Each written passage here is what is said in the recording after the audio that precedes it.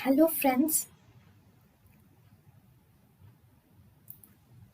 Welcome to Creative Medicine. In this lecture, we will learn about Gudels airway. Gudels airway will prevent the tongue to fall off or it maintains the patency of airway. Length of Gudels airway. The length of Gudels airway should be seen from the corner of the mouth to either the ear lobule or the angle of mandible. Laryngeal.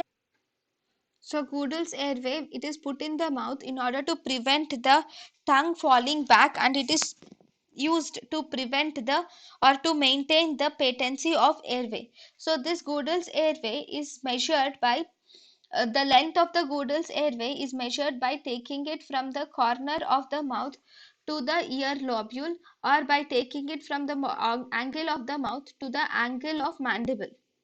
Corner of the mouth to the angle of mandible, or corner of the mouth to the ear lobule. This is Gudels airway. thank you and thank you for watching.